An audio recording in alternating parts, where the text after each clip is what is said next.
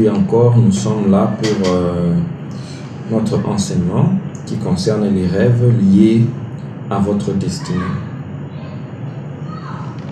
Donc, nous disons merci à vous tous qui êtes là. Et comme nous le faisons déjà, quand vous êtes sur Facebook, quand vous êtes déjà connecté, vous pouvez juste partager le lien sur notre groupe WhatsApp afin de permettre aux autres justement de pouvoir se connecter sans problème. Alors, nous disons merci à Dieu pour ce temps ici. Merci du souffle de vie, de la force, de nos capacités à pouvoir continuer à partager avec vous des ressources. Vous voyez, la Bible dit que mon peuple périt faute de connaissance. Donc la connaissance, c'est ça qui nous libère. C'est la connaissance qui permet justement d'avancer. Donc voilà pourquoi, sans plus tarder, nous allons rappeler les éléments dont nous avons parlé hier. Parce que hier, nous avons parlé des rêves, les trois catégories en fait, des rêves qui sont liés à votre destinée. Nous avons dit que la première catégorie, c'était les rêves que nous appelons les rêves qui révèlent votre mission de vie. Qui révèlent, en anglais on appelle ça assignment ou bien purpose. Ça veut dire ce à quoi vous êtes appelé dans la vie. Et ce genre de rêve, c'est là où nous avons dit que c'est des rêves où vous pouvez vous voir vous-même en train d'enseigner, en train de prier pour les gens, en train de chanter, en train de conseiller les gens, en train de soigner les gens comme un médecin. Donc c'est ça, les premiers types de rêves. On a dit que Dieu vous envoie ces rêves-là parce que c'est votre futur qu'il ramène au présent pour que vous ne puissiez pas vous désorienter dans la vie. Donc ça, c'est ce que nous avons dit hier. Et dans ce genre de rêves, on a dit que la deuxième catégorie, c'était les rêves qu'on appelle d'exhortation et d'édification. Rêve d'exhortation, c'est là où normalement vous êtes appelé à accomplir une mission, mais dans votre marche, vous vous arrêtez. Soit parce que vous êtes fatigué, parce que vous avez écouté des choses que il ne fallait pas que vous écoutiez. Vous avez ouvert vos oreilles aux insultes.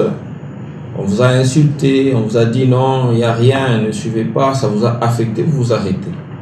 Et quand vous arrêtez comme ça, ça veut dire que vous mettez en danger votre destinée à cause de ce que les hommes disent ou ce que les gens pensent.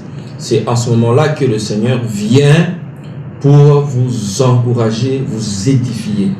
Et nous avons dit que Dieu peut envoyer quelqu'un. Vous pouvez voir dans votre rêve une personne venir vers vous. Et cette personne qui vient vers vous, elle vous dit, lève-toi parce que ça, c'est pas le temps de dormir, c'est pas le temps de faire ceci, lève-toi. Donc cet exemple, même en parlant, il y a le passage de la Bible qui me revient où Paul, plutôt l'apôtre Pierre, était en prison. Quand ils étaient en prison, on dit qu'il dormait profondément.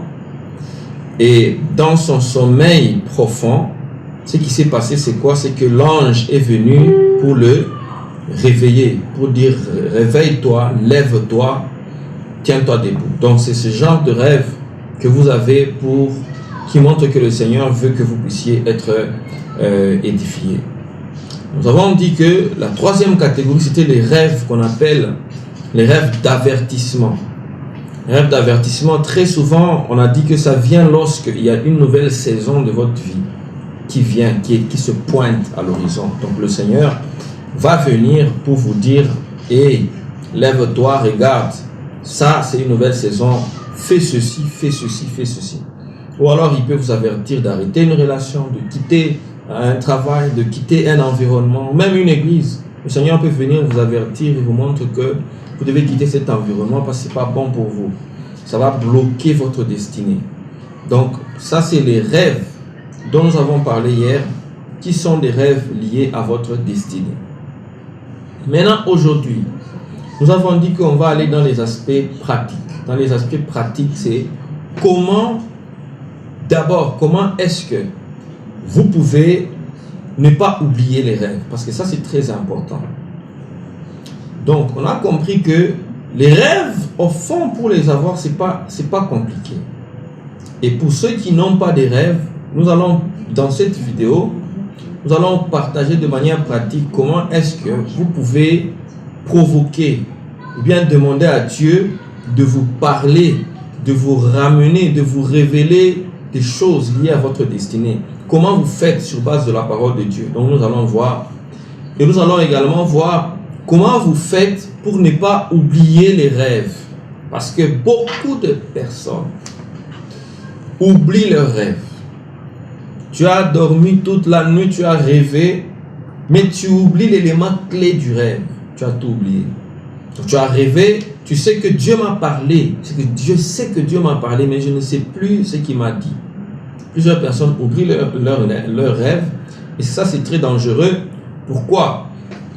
Parce que la Bible dit dans Jean chapitre 10, verset 9 à 10, que le diable, il vient pour égorger, voler et détruire. Pendant que vous dormez, il vient vous voler les choses que Dieu dépose dans votre esprit. Il va venir vous voler les rêves. Donc vous devez faire attention quand vous dormez. Comment vous faites? Parce qu'il y a un moyen spirituellement de se sécuriser pour que votre esprit ne soit pas affecté, qu'on ne vole pas des rêves. Quand vous dormez, on ne vous vole rien. Vous avez tout ce qu'il faut pour comprendre la pensée de Dieu. Donc, nous allons partager dans cette vidéo ici.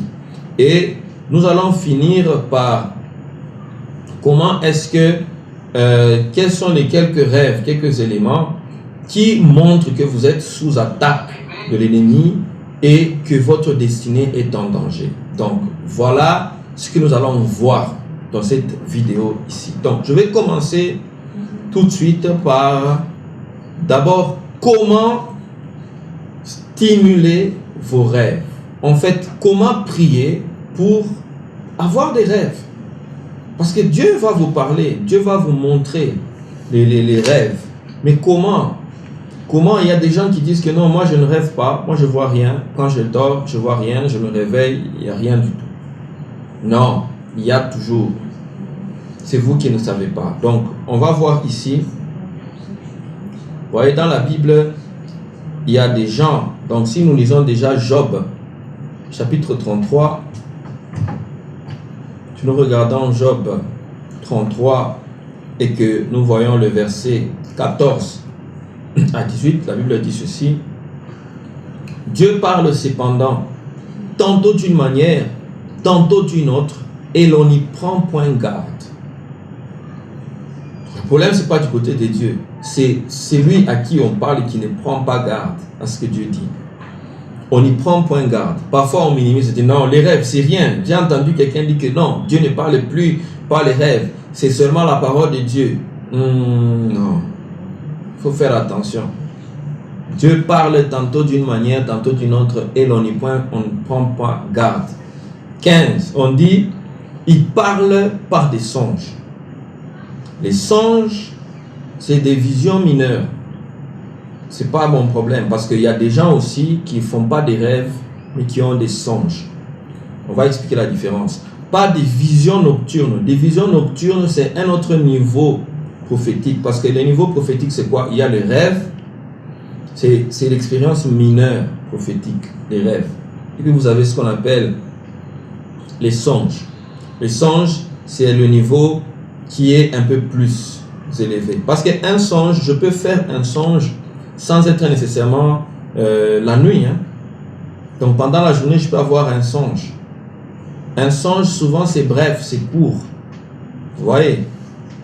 Et les visions nocturnes, ce n'est pas un rêve. Les visions nocturnes, ce sont des révélations, c'est une prophétie, mais qui vient sous forme de symbole, qui vient sous forme symbolique, et ça vient la nuit quand vous êtes endormi. Ça veut dire que ça se passe au niveau de votre esprit. Vous voyez des choses sans nécessairement que ce soit un rêve chronométré avec beaucoup de détails. Vous pouvez voir un arbre, et cet arbre-là, le Seigneur commence à vous enseigner sur cet arbre-là pendant que vous êtes endormi. C'est ce qu'on appelle une vision nocturne.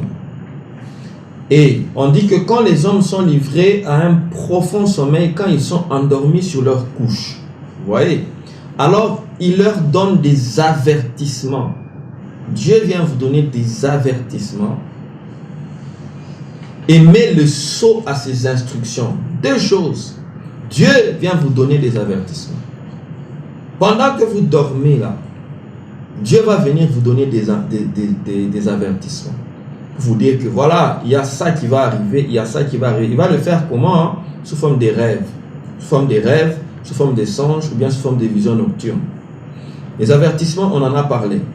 Maintenant, ici, il dit, il vient mettre le sceau à ses instructions. Ces instructions, où est-ce que nous trouvons les instructions de Dieu? Dans la parole de Dieu. Mais cette fois-ci, on dit, il vient mettre le sceau. Ça veut dire que c'est un réma. C'est ce qu'on appelle réma. Vous avez lu dans la Bible un passage biblique, vous ne comprenez pas ça. Vous n'avez jamais compris ça. Mais quand vous dormez, Dieu vient vous dire que regarde ce que j'ai dit à mon serviteur Moïse. J'avais dit comme ça, comme ça. J'avais dit ceci, ceci, ceci à Moïse dans tel livre de la Bible. Maintenant, je viens te donner cette instruction. Lève-toi.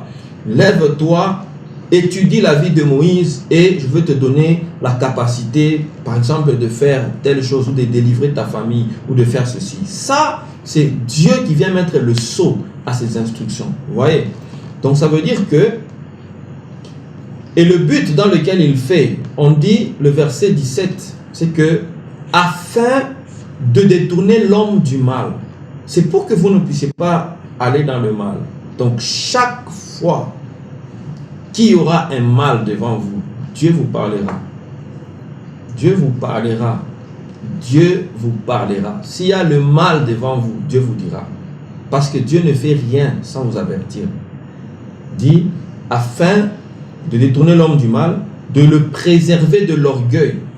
Parfois, quand tu montes, le Seigneur voit que tu montes beaucoup. Il vient dans le rêve et te dit, si tu continues comme ça, tu vas perdre. Il faut diminuer un peu. Il vous donne des instructions pour vous préserver de l'orgueil. On dit, afin de garantir son âme de la force et sa vie des coups du glaive. Donc, vous voyez, il va venir garantir votre âme de la fosse. Qui a creusé cette fosse-là? C'est le diable.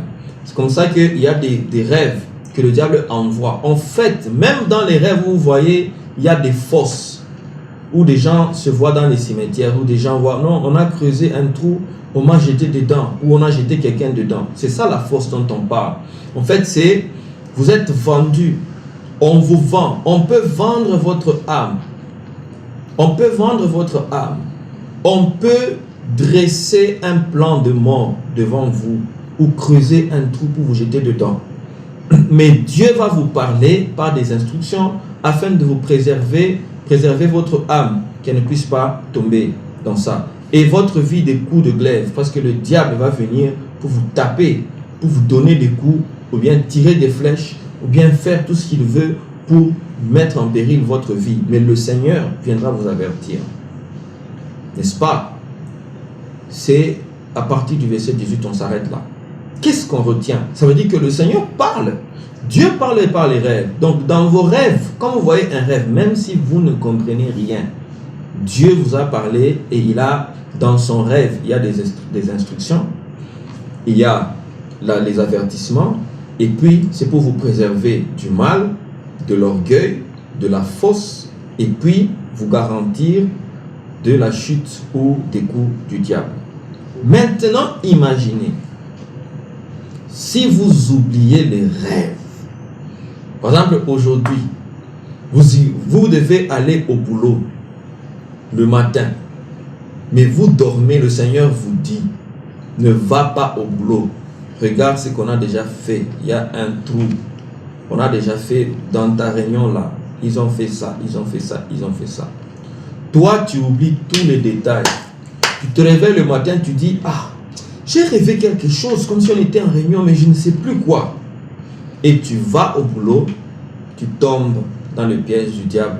Ça ne sera pas la faute de Dieu, mais ça sera parce que tu n'as pas pris garde Dieu leur parle, mais ils ne prennent point garde. Voilà pourquoi je vais partager avec vous comment est-ce que il faut prier. Quels sont les passages qu'on utilise? Parce que la parole de Dieu est puissante. Les passages, les versets bibliques sont comme des armes. C'est comme des balles. C'est comme des bombes, en fait. Et ça peut aussi, ça joue le rôle de l'épée de l'esprit. Ça joue le rôle du bouclier. Donc vous devez connaître comment vous priez avant de dormir et même quand vous vous réveillez. Voilà, donc trois choses pratiques qu'il faut faire. Moi, j'expérimente ça, donc je ne parle pas des choses que je ne connais pas, que je n'ai jamais expérimenté. Non. Personnellement, je n'oublie pas les rêves. Donc, je n'oublie pas, c'est rare. Si j'oublie, c'est que j'étais tellement peut-être fatigué. Mais, à la normale, je n'oublie pas. Pourquoi? Parce que j'ai appris pendant des années à tester ceci. La première des choses qu'il faut faire, c'est d'abord préparer son corps. Comment? On doit savoir que l'homme a trois parties, le corps, l'âme et l'esprit. Dieu, quand il vous parle, il parle à l'esprit. Mais l'esprit est dans le corps. Donc, vous savez que si vous mourrez, par exemple aujourd'hui, si vous êtes malade ou bien si vous mourrez, l'esprit sort. C'est fini, vous êtes mort. Donc, ça veut dire que le corps joue un rôle important de permettre à l'esprit d'être bien environné pour fonctionner. Donc, il faut que le corps, votre corps, soit capable de recevoir les impulsions de l'esprit. Comment vous faites? La première des choses, vous ne devez pas trop manger quand vous allez dormir. C'est mauvais. Il y a des gens qui ne comprennent pas ça, mais c'est aussi simple que ça, mais c'est la vérité. Quand vous voulez aller dormir, prenez un jus de citron ou bien quelque chose, du thé chaud pour atténuer un peu tout ce que vous avez mangé la journée. Quand vous vous pompez à partir de 22h, 23h, vous pompez le foufou, chikwang, le madesu, tout ça, même si Dieu lui-même, il vient vous parler, vous ne pouvez pas vous rappeler parce que le corps est dans un état qui ne lui permet pas de capter. C'est pourquoi on jeûne. Vous voyez, quand nous jeûnons, c'est pour que physiquement, ce corps ne soit pas un obstacle contre l'esprit. On jeûne pour affaiblir le corps afin que l'esprit reçoive la vie adéquate pour communiquer avec Dieu. Donc, si vous allez au lit, vous espérez que Dieu vous parle, ne mangez pas beaucoup. Au besoin, dans les 3 heures ou dans les 4 heures, ou au maximum 2 heures avant de vous coucher, ne mangez rien du tout.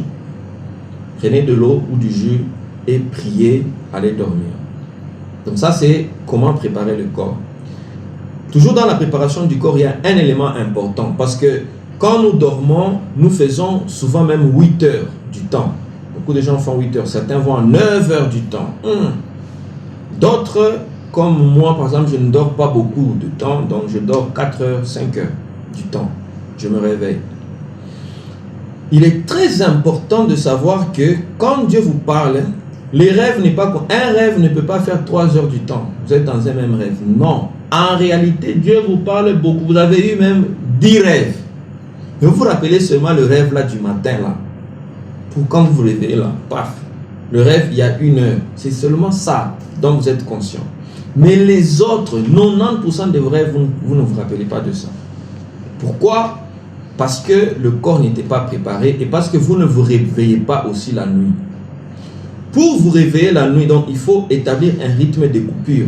Dans les anciennes sessions, vous vous rappelez qu'on avait partagé, on a dit, vous pouvez mettre l'horloge. Vous faites l'horloge pour que quand vous dormez à 23 heures, à 2 heures du matin, ça sonne, vous réveillez. Ça vous permet de vous rappeler des rêves. Et vous vous recouchez, après peut-être à 5 heures, vous vous réveillez. Si vous n'aimez pas l'horloge, prenez seulement de l'eau, 3 verres d'eau. Vous dormez parce que vous allez avoir besoin d'aller vous soulager, donc vous serez obligé de vous réveiller. Quand vous vous réveillez, automatiquement, vous allez vous rappeler des rêves que vous avez faits, vous notez dans votre carnet, vous vous recouchez et ainsi de suite. Ça, c'est la préparation du corps. C'est très important. Ne pensez pas que l'esprit fonctionne comme ça sans le corps. Non, non, non, non. Quand vous êtes en bonne santé, l'esprit fonctionne bien. N'est-ce pas? Alors, deuxième chose, c'est la méditation de la parole. Avant de vous coucher, ne dormez pas sans méditer la parole de Dieu. Parce que quand vous dormez, donc la journée, tu as passé toute la journée là, sous le soleil, tu as parlé avec des amis, tu as vu des films à la télé. Quand tu dors sans prendre le temps de t'entourer de la parole de Dieu, la parole de Dieu c'est une épée. Donc de t'entourer de la lumière de la parole de Dieu. Quand tu dors comme ça, c'est que sans cela, sans avoir médité, c'est que tu te livres carrément à toutes les actions du diable. Parce que la parole de Dieu, c'est tous les jours qu'on doit la méditer. C'est pas à faire volontairement, c'est comme obligatoire. Alors, il y a des passages. Vous voyez, il y a des passages comme, je vais partager avec vous, Psaume 91. Quand vous méditez la parole de Dieu, je vais conseiller beaucoup Psaume 91 avant de vous coucher. Ne dites pas, oh c'est simple, ce n'est qu'un verset. Non, ce n'est pas qu'un verset. La parole de Dieu, ce n'est pas qu'un verset. Ce verset-là, ça représente la parole de Dieu. Parce que c'est une vérité. Écoutez ce qu'il dit. Celui qui demeure sous l'abri du Très-Haut repose à l'ombre du Tout-Puissant. Donc, quand vous voulez dormir, vous faites de ça une vérité. Vous allez demeurer à l'ombre. Vous êtes à l'abri du Très-Haut. Vous êtes à l'ombre du Tout-Puissant. Et je dis à l'Éternel, mon refuge et ma forteresse, mon Dieu en qui je me confie. Donc, quand vous allez dormir, vous allez dans la forteresse de Dieu. Et ce passage, c'est de là, on tire, Dieu tire son nom de El Elyon. Ça veut dire que c'est lui dont la demeure est très haut. Alors, c'est lui qui me délivre du filet de l'oiseleur, de la peste et de ses ravages. La nuit, il y a la peste. La peste, vous voyez les trucs comme Covid-19. Rappelez-vous seulement dans Exode. Même lorsque, dans la Bible, lorsque l'ange de la mort passait, les gens étaient confinés. C'était la nuit. À partir de minuit, cet ange a commencé à circuler. Il voyait là où c'était ouvert. Donc la nuit, quand nous dormons, il y a des démons qui circulent à partir de minuit, qui circulent bien. Même les sorciers, ils font leurs incantations à partir de minuit. Ils envoient des flèches. Maintenant, vous, quand vous dormez, vous êtes délivrés en méditant sur ce psaume, en proclamant ce psaume. Je réponds principalement à la sœur qui a demandé hier, est-ce qu'il y a des passages qu'on doit méditer pour nous permettre justement d'avoir des rêves ou bien d'être protégés pour que Dieu nous parle pendant notre sommeil? C'est celui-ci. Il te délivre, il te couvrira de ses plumes et tu trouveras un refuge sous ses ailes. Quand tu dors comme si tu es dans les ailes de l'aigle, dans les ailes de Dieu, dans les mains de Dieu. Sa fidélité est un bouclier et une cuirasse. Tu ne craindras ni les terreurs de la nuit. Vous voyez les terreurs de la nuit, parce que la nuit, il y a des terreurs qui vont circuler. Ni la flèche qui vole, ni la peste qui marche dans les ténèbres, ni la contagion. N'est-ce pas? Alors, vous voyez, il ordonnera à ses anges de te garder dans toutes tes voies. Ils te porteront sous les mains de peur que ton pied ne heurte. Donc, ce psaume, c'est un psaume hautement spirituel. Ça, c'est un psaume. Quand vous méditez sur ça, ne soyez pas pressés de juste dire, non, tu dis seulement, voilà, celui qui demeure sous l'abri du Très-Haut repose à l'ombre du Tout-Puissant, et puis, Amen. Non. Quand tu dis celui qui demeure sous l'abri du Très-Haut, tu t'arrêtes. Demeure à l'ombre du Tout-Puissant. Tu médites, tu intériorises ça. Tu fais de ça une vérité fondamentale pour toi. Tu vois comment Dieu te protège, comment Dieu te garde, comment la crainte n'est pas ton partage. Une fois que tu as intégré ça, tu peux maintenant prier. Quand tu pries, sur la vérité de la parole, alors cette parole devient une épée dans le monde spirituel. Même si toi tu ne vois pas, tu n'as pas besoin de voir. C'est spirituel. Ce sont des choses spirituelles. Il y a un autre passage, c'est le psaume. Celui que j'aime beaucoup aussi, c'est le psaume 121. Si vous regardez le psaume 121,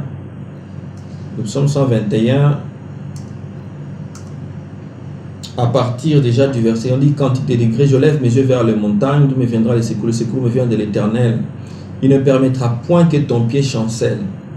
Celui qui te garde ne sommeille ni ne dort. Pendant que toi tu dors, lui ne sommeille ni ne dort. Donc c'est une occasion pour lui dire: Seigneur, puisque toi tu ne sommeilles ni ne dors, pendant que moi je vais dormir, parle-moi parce que tu veilles. Parle à mon esprit, que je comprenne les mystères liés à ma destinée, les mystères attachés à ma destinée. On dit: voici, il ne sommeille ni ne dort celui qui garde Israël. L'Éternel est celui qui te garde. L'Éternel est ton ombre et ta main droite. Pendant le jour, le soleil ne te frappera point, ni la lune pendant la nuit. Vous voyez, la lune pendant la nuit. Ceux qui comprennent, quand on dit la lune pendant la nuit, ça signifie quoi? Dans la lune, la caractéristique de la lune, c'est quoi? C'est là où il y a le pouvoir occulte. Le soleil, il nous éclaire la journée. Mais la lune, il y a beaucoup de gens qui font des manifestations dans la lune, qui utilisent le pouvoir de la lune. Ça vous fait penser à tout ce qu'on dit, la pleine lune. Vous voyez, quand les gens ils voient la pleine lune, quand il y a la pleine lune, il y a des gens, leur pouvoir augmente. Et en ce moment-là, on peut citer votre nom. On a amené votre nom à la lune. Quand on vous lance une force ou une flèche, si vous n'êtes pas avec Dieu, ça va vous toucher. C'est pourquoi il dit que pendant le jour, le soleil ne te frappera pas, ni la lune pendant la nuit. Donc, on dit: l'Éternel te gardera de tout mal, il gardera ton âme. Vous voyez, ça, il y a beaucoup de psaumes. Pour ne pas prendre beaucoup de temps, il y a le psaume 124. Si vous lisez le psaume 124, vous allez comprendre la profondeur. Le psaume 4, verset 8. Psaume 32, verset 7. Psaume 18, verset 35-36. Psaume 16, même le psaume 5. Ça, ce sont des psaumes puissants à méditer avant de dormir. Alors, vous voyez, donc on a dit, premièrement, vous préparez le corps. Deuxièmement, vous méditez la parole. Vous méditez la parole qui se rapporte à la vérité du sommeil. Quand vous dormez, Dieu ne dort pas, il va vous parler. Après avoir médité, vous priez. Prier, c'est important parce que si vous ne priez pas, vous ne faites rien en fait. Méditer la parole sans la prière, c'est rien. Prier sans la parole, c'est rien. Donc il faut combiner les deux. Alors, pendant que vous priez, vous devez vous habituer. Il y en a qui prient pendant 15 minutes, c'est bien. Il y en a qui prient pendant 30 minutes, il y en a qui prient pendant 45, il y en a qui prient pendant 1 heure, ou il y en a qui prient au-delà. Tout dépend de votre niveau. Si vous êtes encore très jeune dans les choses de Dieu, je vous recommanderais 15 minutes. 15 minutes, c'est pour habituer votre esprit. Mais si vous êtes affiné, vous avez déjà grandi, vous avez fait des années avec Dieu, donc ça ne sert à rien de prier 15. Vous allez à 1 heure du temps, 45 minutes. Parce que l'esprit est comme un téléphone. Ça se décharge, mais vous devez charger ça.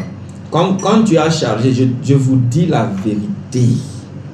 Si vous avez prié, vous avez médité la parole de Dieu, vous priez, même pendant 1 heure, vous êtes rempli du Saint-Esprit. Vous dormez dans la plénitude du Saint-Esprit. Dites-moi comment, quel diable il va passer par où pour venir vraiment toucher à votre esprit? Il va entrer où? Vous êtes dans les mains de Dieu. Vous êtes protégé. Il veille sur vous. Et quand vous dormez dans la plénitude du Saint-Esprit. Maintenant, le diable va entrer où pour vous toucher? Et dites-moi par quelle magie vous n'allez pas vous rappeler du rêve. C'est impossible. Parce que quand vous allez vous réveiller, paf, votre esprit sera sensible. En fait, nous prions souvent en esprit. Ceux qui prient en langue, si vous ne priez pas en langue, il n'y a pas de problème. Ne vous frustrez pas. Priez normalement. Ayez foi dans la prière. Mais ceux qui ont déjà cette expérience de prier en langue, je recommande vivement de prier en langue au moins 1 heure avant de dormir. Quand vous priez au moins 1 heure avant de dormir, c'est là où vous allez partir du niveau simplement du rêve, vous allez vers les songes, vous allez vers les visions nocturnes et vous irez même dans les apparitions. Moi, j'ai déjà eu des apparitions. Un ange de Dieu peut vous apparaître, ou bien une... Donc, voilà. Donc, il y a beaucoup de choses. Ce sont des choses spirituelles. Tout en sachant que nous évoluons, n'est-ce pas? Nous évoluons dans la marche avec Dieu. On n'est pas seulement sur un endroit, mais on avance. Donc, pour dire que, voilà comment vous pouvez prier pour vous rappeler de vos rêves. Je vous demande de tester. Parce que si vous laissez ça de manière théorique, vous n'allez pas confirmer ça. Donc, ce sont des choses pratiques. Il faut pratiquer ça. Commencez aujourd'hui. Vous allez partager le feedback de votre vie spirituelle, comment elle va évoluer. Vous allez faire un progrès. Parce que c'est l'expérience prophétique de base. Avant que les choses ne viennent, Dieu va vous parler de ça. Avant que des événements n'arrivent, Dieu vous parlera de ça. Pourquoi? Parce que c'est comme ça.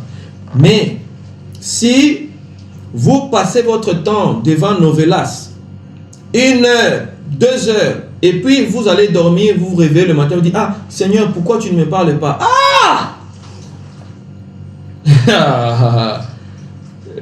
Il va vous parler où?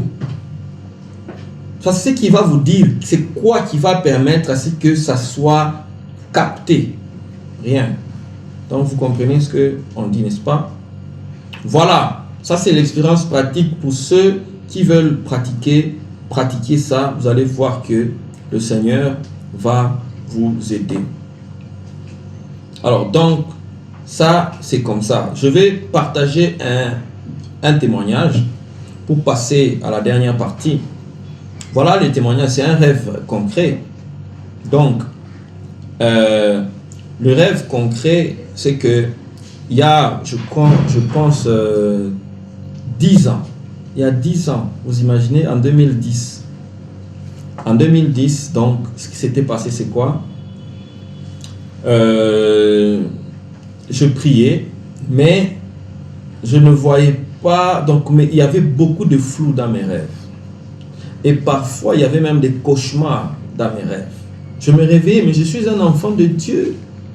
Pourquoi est-ce que je vois parfois mes rêves? C'est comme s'il y a des choses floues, je ne comprends pas. Parfois, tu te réveilles même un peu fatigué, épuisé. Comme si quelque chose s'est passé dans ton rêve, mais tu ne sais pas c'est quoi cette chose. C'est ce qu'on appelle la manipulation des rêves. Donc, tes rêves sont manipulés, mais tu ne sais pas parce que tu ne vois pas, tu ne comprends pas.